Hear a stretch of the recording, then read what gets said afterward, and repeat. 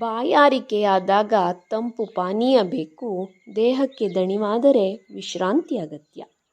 ಆದರೆ ಮನಸ್ಸಿಗೆ ನೋವಾದರೆ ವಿಶ್ರಾಂತಿ ಅಗತ್ಯ ಎನಿಸಿದರೆ ಹೂದೋಟದಲ್ಲಿ ಹೋಗಿ ಒಂದು ಸಾರಿ ತಿರುಗಾಡಿ ಅರಳಿದ ಹೂವನ್ನು ನೋಡಿ ಮನಸ್ಸಿಗೆ ಮುದ ನೀಡುವ ಹೊಸ ಚೇತನವನ್ನು ತುಂಬುವ ಹೂದೋಟ ಬೇಕು.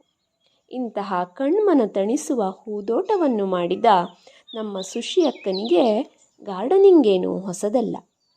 ಚಿಕ್ಕವಳಿದ್ದಾಗಲೇ ತನ್ನ ತಂದೆಯೊಡಗೂಡಿ ಅಚ್ಚುಕಟ್ಟಾಗಿ ಗಾರ್ಡನ್ ನಿರ್ಮಿಸಿ ಸೈ ಎನಿಸಿಕೊಂಡವಳು. ಆದರೆ ಸವಾಲಿನ ಸಂಗತಿ ಎಂದರೆ ಮದುವೆಯ ನಂತರ ಸಂಗಾತಿಯ ಜೊತೆಯಲ್ಲಿ ಪೇಟೆಯ ಚಿಕ್ಕ ಜಾಗದಲ್ಲಿ ಹೂದೋಟವನ್ನು ನಿರ್ಮಿಸುವುದು. ನಮ್ಮ ಸುಶಿ ಅಕ್ಕನ ಆಸಕ್ತಿ ಅವಳಿಗೆ ಮನೆಯವರಿಂದ ಮಕ್ಕಳಿಂದ ದೊರೆತ ಸಹಕಾರ ಅವಳ ಬಾಯಿಂದಲೇ ಕೇಳಿ ತಿಳಿಯೋಣ ಬನ್ನಿ. ಇಂಟ್ರೆಸ್ಟ್ ಸಣ್ಣಕ್ಕಿದ್ದಾಗಿಂದನೂ ಇಂಟ್ರೆಸ್ಟ್ ಇತ್ತು ಅಥವಾ ಮದುವೆಯಾಗಿ ಬಂದ್ಮೇಲೆ ಇಂಟ್ರೆಸ್ಟ್ ಬಂತು? ಇಂಟ್ರೆಸ್ಟ್ ಇತ್ತು. ಅದು ಸ್ವಲ್ಪ ಅಜ್ಜ ಅಪ್ಪಂಗಿದ್ದು ಇಂಟ್ರೆಸ್ಟ್. ಓಹೋ, ಇದ್ರ ಮೇಲೆ ಬಂತಾ? ಬಂದಿಟ್ಕೊಳ್ಳ ಯಾಕಂದ್ರೆ ಬಿಡಲ್ಲ ಆಗ್ತಾ ಇಲ್ಲ ಅದು. ಬಿಟ್ಬಿಡ್ತೀಯ ಅನ್ಕೊಂಡ್ರೆ ಬಿಡಲ್ಲ ಆಗ್ತಾ ಇಲ್ಲ. ಹೌದು, ಏನೋ ಒಂದು ಖುಷಿ ಅಲ್ದ ಹೊರಗೆ ಬಂದ್ರೆ. ಅದು ಎಷ್ಟು ಸುಸ್ತಾತಿ ಅಂತ ಅಂದ್ರು ಇಲ್ಲಿ ಬಂದ್ಬಿಟ್ರೆ. ಹೌದು.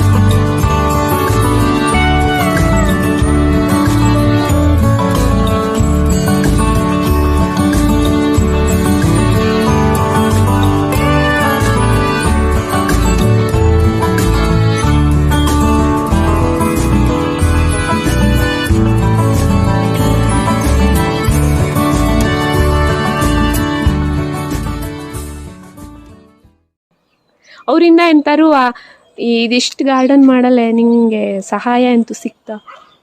ಅವ್ರ ಸಪೋರ್ಟಿಂದ ಮಾಡಕತ್ತಿಲ್ಲ.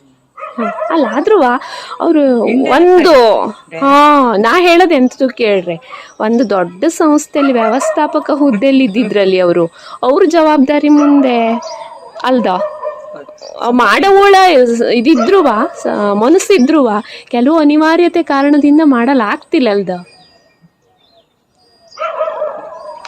ನನಗೆ ಖುಷಿ ಮಾಡ್ತೇನೆ ನಾನು ಖುಷಿ ಮಾಡೋದು.